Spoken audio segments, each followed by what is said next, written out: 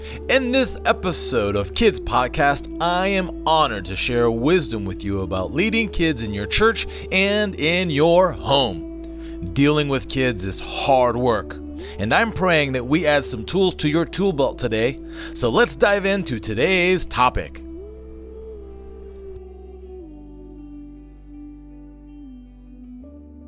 What training do you need for your team? Let's talk about it on this episode of KIDZ Podcast. My name is Pastor Ron Gale.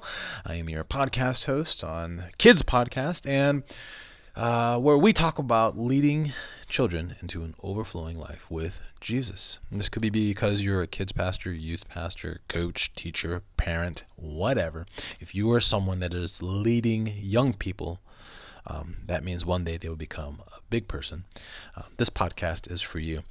And today we're talking about the team members around you and how to train them, but not specifically how. What topics do we need to cover? Now, the premise, I guess, comes from back when I was bivocational. I worked at a company called Target. Maybe you've heard of it as Target. Another company called Soccer Shots.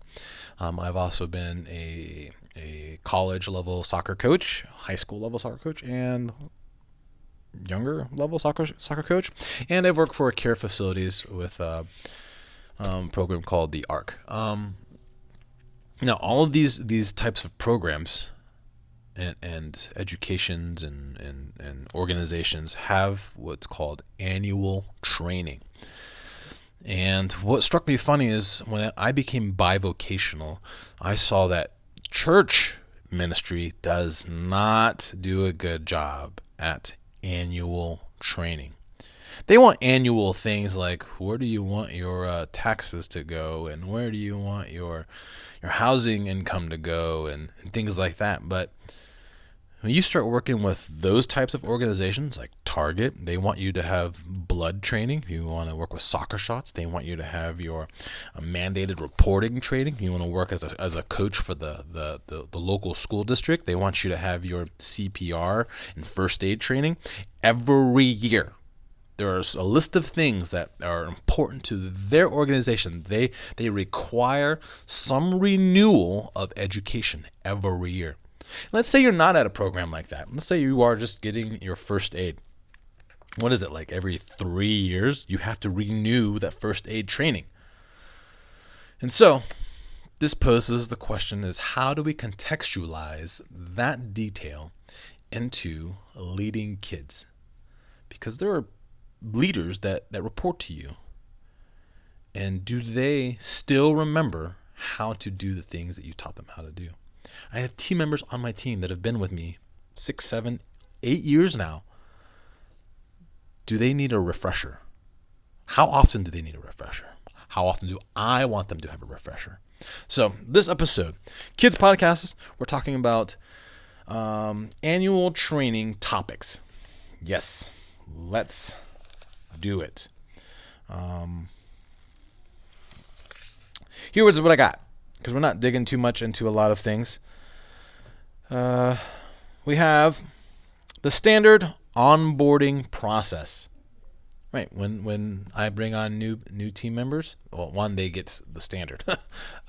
So we want orientation, we want soft launch, we want the things to know, we want responsibilities, things like that. Then another topic that's probably important is the entire check-in review. Not just when kids check in and how do they check in. It's what if the check-in system gets broke? How do we troubleshoot? What if the printer on the check-in system is not available? How do we reload that? The entire check-in process. Who on the team should do that? Should everyone? And these are questions that you get to decide.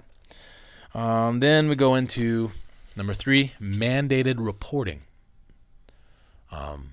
That's really important. We don't have that instilled into our policies and procedures at our ministry yet. It's something I want, and I'm working on how to make that possible. When you work as a coach, that is an every year thing. It's about a 1 to 3 hour class, depending on if it's a new class or a renewal class. And they remind you of the things to look for when it comes to mandated reporting. I want to implement that into my team of leaders that work with minors. The next one is pretty important. Number 4 is dealing with a problem child, or better yet, corrective action. Because, hey, that happens all the time, every week. We have kids that talk during service. We have kids that want attention during a class. We have kids that hit other kids. We have had children hit the teacher. Not just like smack them in the back of the leg, but full punch to the face. Like, how do we deal with that corrective action? And so we have a whole system and a whole process, but I really doubt everyone knows what it is. And I want to make that an annual training, a renewal thing. Next, I do the things to know. Now, this one's a little easier for my team to remember because we do it every week. But it might be important for them to remember that these are the things to know, not the things you want to make up in your specific class.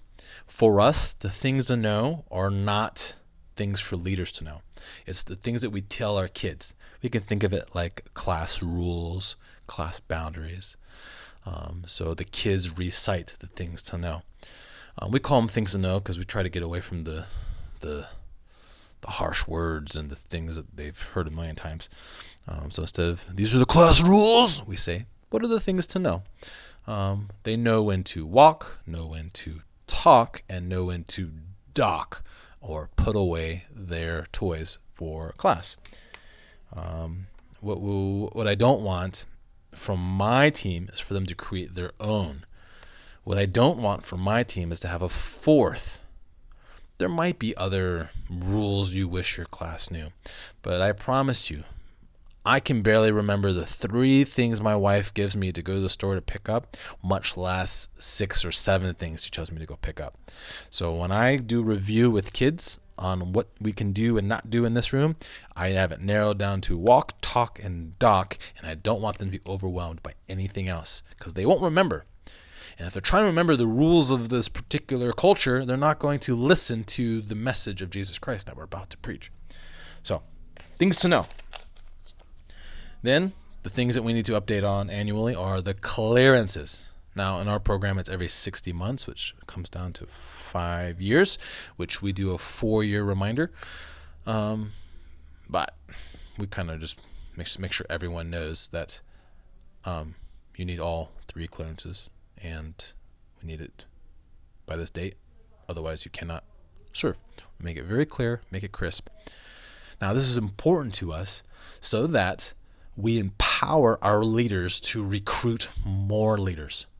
We do not advertise. We do not throw out nets. We don't tell people from the stage that we need helpers. That's not how we roll. We recruit people we want, not have to sift through people we don't want. If people come to us, we work it out, right? But ultimately, we want our team members to be trained on how to recruit people. And one of the things that as the top of the list that, hey, when you recruit somebody, the first thing is, 1, vision. Do they want to be a part of that? But 2, the first step is to get me your clearances. You don't have them, we will help you get a hold of them. Why is it at the top of the list? Because anyone who is not cleared generally will not follow through. In the background, what we're doing is also checking Megan's Law, doing our vetting process, and etc. But clearances. Next, so we have 1, 2, 3, 4, 5, 6. Next is our hold harmless and our integrity contract. Our team needs to do an annual integrity contract. It's basically I don't say manual, but it's like, hey, I agreed to be a part of the team. It's my voluntary agreement contract. I agree not to preach the devil. I agree not to have drugs and post about my drug use on the social web. And I agree not to hit kids, even though I like hitting kids. You get the idea. It says that I am a follower of Christ, and I am agreeing to one more year of doing what I can to represent not just Jesus, but the church, and being a good example for all the kiddos. All right. And the last one I got for you are my responsibilities as a leader. This is kind of like the things to know, but it is more for specifically my leaders. These are your 3 responsibilities. Are you not sure what to do? Remember these 3. If you're in a situation that you feel like you're lost, remember these 3 responsibilities. Our 3 responsibilities are very, very simple. It's safety, security, and positive peer pressure. If you're not sure what to do, just ask, is this safe? Is this secure? And am I being a positive peer pressure? So, there we have it. Annual training topics. It's something to think about. You can add more to this. It's all dependent on your culture, your context. This is why I was talking about target and soccer shots, being a coach, the care facilities. Soccer shots did not teach me how to clean up blood, but target did.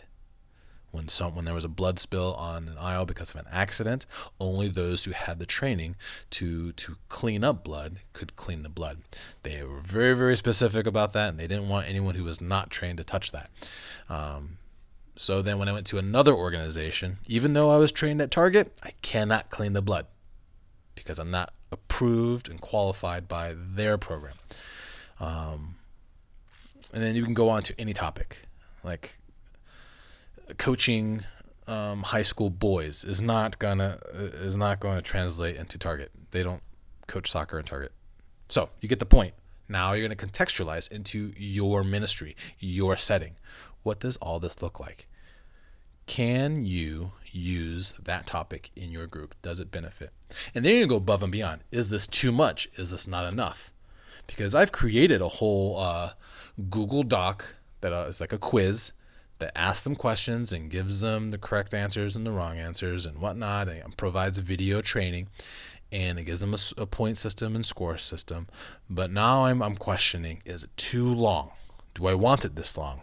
How important is that time to me versus time to them? How important do I want the ministry to be to them? Do I want them to know that this is important, this is valuable, and their part in this helps us succeed? All these different questions that are completely up to you because you are the leader. So there it is. Annual training topics in your area with kids. If you have any questions, find me. Until next time, everybody say bye, Pastor Juan.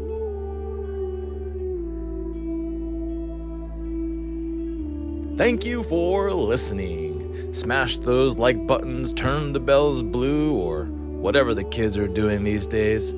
At the end of the day, our goal is to raise little people to one day become big people. You can find older archived podcasts on our YouTube channel and support what we do at rongaleministries.com. Enjoy!